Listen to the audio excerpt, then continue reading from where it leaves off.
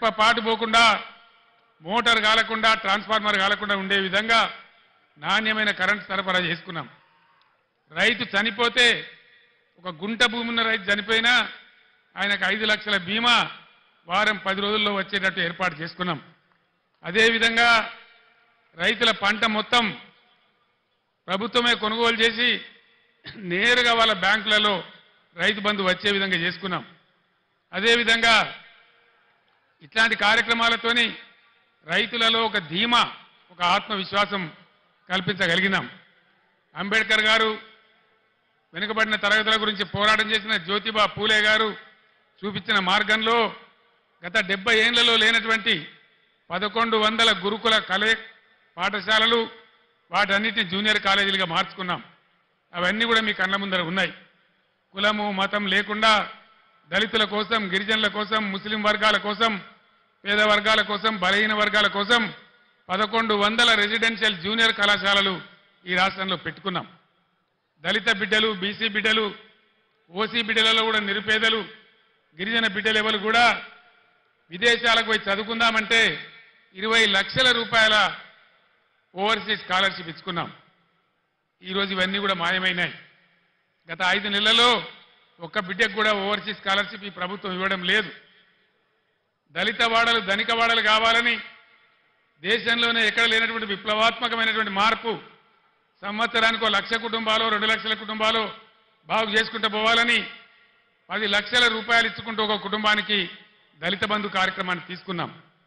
ఈరోజు కాంగ్రెస్ పార్టీ వాళ్ళు చెప్పినారు కేసీఆర్ 10 లక్షల రూపాయలు ఇస్తా ఉన్నాడు, మా ప్రభుత్వం వస్తే మేము 12 లక్షల రూపాయలు ఇస్తాం అని ఆనాడు వాళ్ళు మాయ మాటలు చెప్పినారు. 1,30,000 మంది దళితులకు బీఆర్ఎస్ గవర్నమెంట్లోనే దళిత బంధు శాంక్షన్ చేసినాం. ప్రొసీడింగ్స్ ఇచ్చినాం, డబ్బులు జిల్లా కలెక్టర్లకు పంపించినాం. 12 లక్షలు ఇస్తామని నమ్మబలికిన ఈ కాంగ్రెస్ ఏం చేసింది? ఈరోజు ఒక్కలకు కూడా ఇవ్వడం లేదు, 10 లక్షలు కూడా ఇవ్వడం లేదు, 12 లక్షలు కాదు. కలెక్టర్లకు వచ్చినటువంటి డబ్బులు అకౌంట్లన్నీ ఫ్రీజ్ చేసి ప్రభుత్వం వాళ్ళ డబ్బులు వాపసు తీసుకున్నది. నేను ఒక్కటే మాట మీకు మనవి చేస్తా ఉన్నా, దయచేసి దళిత సమాజంలో ఉండే మేధావులు, దళిత యువత మీరు తీవ్రంగా ఆలోచన చేయాలి. మౌనంగా ఉంటే మన సమస్యలు పరిష్కారం కావు. పోరాటం చేయకుండా ఇది రాదు. నేను ప్రభుత్వానికి కూడా హెచ్చరిక చేస్తా ఉన్నా, 1,30,000 మంది దళిత బిడ్డలను నేనే స్వయంగా తోడుకొని వచ్చి సెక్రటేరియట్ పక్కన అంబేద్కర్ కాడ దీక్ష బట్టి మీ మెడలు వంచి అవన్నీ కూడా వాళ్ళకి ఇప్పిస్తామని మనవి చేస్తా ఉన్నా. ఇవాళ దళిత బిడ్డలకు నేను మనవి చేస్తా ఉన్నా, మరో ఎలక్షన్ వచ్చింది, పార్లమెంట్ ఎలక్షన్. 5 నెలలు గడిచినాయి. కాంగ్రెస్ పార్టీ హామీ ఇచ్చి మీ గ్రామాలకు, మీ మండలాలకు, మీ పట్టణాలకు వచ్చే కాంగ్రెస్ నాయకులను మీరు నిలదీయండి, అడగండి. ప్రజాస్వామ్యంలో మనకు హక్కున్నది. ఏమయ్యా మా దళిత బంధు ఏమైంది? మా ప్రొసీడింగ్స్ ఎందుకు రద్దు చేసిండ్రు? మీరు 12 లక్షలు ఇస్తామన్నారు కదా, అవి ఎక్కడ పోయినాయి అని చెప్పి నిలదీయండి, అడగండి అని చెప్పి నేను మనవి చేస్తా ఉన్నా. ఇవన్నీ మనం మౌనం పాటిస్తే కాదు. సందర్భం వచ్చినప్పుడు స్పందించాలి, అడగాలి, నోరు తెరవాలి, పోరాటం చేయాలి. అప్పుడే సాధ్యమవుతుంది. దానికోసం రేపు మీ ఎంపీ కాబోయే జ్ఞానేశ్వర్ గారు మొత్తం బీఆర్ఎస్ పార్టీ మీకు అండగా ఉంటుందని కూడా నేను మీ అందరికి హామీ ఇస్తా ఉన్నా.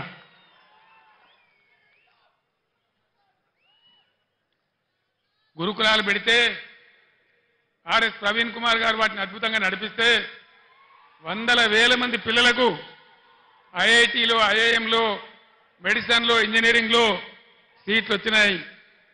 వేలాది మంది దళిత, గిరిజన, బలహీన వర్గాల బిడ్డలు ఓవర్సీస్ స్కాలర్షిప్ తీసుకొని విదేశాలలో విద్య కూడా చేస్తూ ఉన్నారు. కులము మతము ప్రసక్తి లేకుండా కళ్యాణ లక్ష్మి ఇచ్చినాం. ఈ ప్రభుత్వం ఏం చేసింది? కాంగ్రెస్ పార్టీ ఏం హామీ ఇచ్చింది? కేసీఆర్ 1 లక్ష రూపాయలు ఇస్తా ఉన్నాడు, మా ప్రభుత్వం వస్తే తులం బంగారం కూడా కల్పిస్తామని చెప్పినారు. యాడికి పోయింది తులం బంగారం? నేను మొన్న సిరిసిల్లలో కూడా అడిగినాను, తులం బంగారం కొందామంటే మార్కెట్లో దొరుకుతలేదా ఈ ప్రభుత్వానికి? ఇది ప్రజలను మోసం చేయడం కాదా? దయచేసి మీరు ఆలోచించాలని చెప్పి నేను కోరుతా ఉన్నా. అదేవిధంగా కులము మతము అనకుండా కుల వృత్తుల మీద ఆధారపడ్డ బిడ్డలు, గొల్ల కుర్మలకు గొర్రెలను ఇచ్చినాం, ముదిరాజుల గంగపుత్రుల కోసం వందల కోట్ల రూపాయలు పెట్టి చేప పిల్లలు పెంచినాం, చేనేత కార్మికులకు పని కల్పించినాం, సబ్సిడీలు ఇచ్చినాం, గౌడ కులస్తులకు చరిత్రలోనే ఏ ప్రభుత్వం చేయనటువంటి పని చేసి చెట్ల మీద ఉండే రకాన్ని 100కు 100% రద్దు చేసినాం. ఈ విధంగా బలహీన వర్గాలకు బ్రహ్మాండమైన సహాయం చేసినాం. బీసీ బంధు పెట్టి బలహీన వర్గాల వాళ్ళను ఆదుకున్నాం. వీటన్నిటికీ ఇప్పుడున్న కాంగ్రెస్ ప్రభుత్వం కొనసాగిస్తుందా, చిటగోపం పెట్టిందా, వాళ్ళ పాలసీ ఏంది?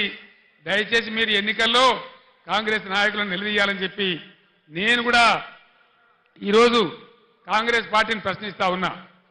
ఈరోజు మీరందరూ కూడా గమనించాలి. ఒక్క మాట నాకు అర్థమైతలేదు. 11 సంవత్సరాల క్రితం చాలా దారుణమైన పరిస్థితి ఉండేది.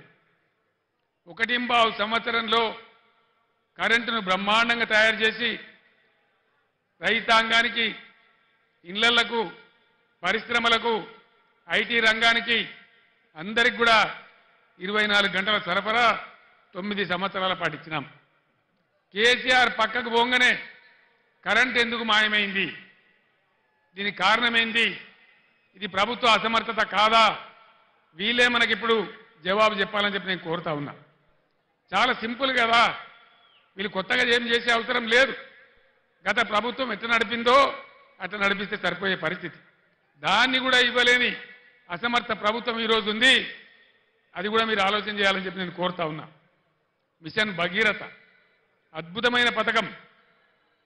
ఐక్యరాజ్య సమితి కూడా మన్ననలు అందించినటువంటి ప్రభుత్వం.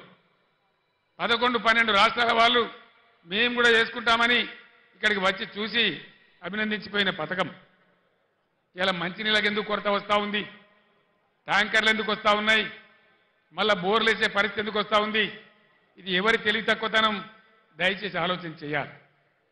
కొత్తవి రాకపోయినా ఉన్నాయి ఊడగొడతా ఉన్నారు. అవన్నీ కూడా మీరు చూస్తూ ఉన్నారు. దయచేసి ఆలోచన చేయాలి. కరెంటుకి ఏం రోగం వచ్చింది? మంచినీళ్ళు ఎందుకు ఇవ్వలేకపోతున్నారు? ఇది ఏం లోపము? దీనికి మరి ఎట్లా సరి కావాలా? ఈ పార్లమెంట్ ఎన్నికల్లో మీరు ఒక నిర్ణయం తీసుకోవాలి. తెలంగాణ ప్రజల చేతులలో మంచి పద్ధతికి, మంచి అభివృద్ధి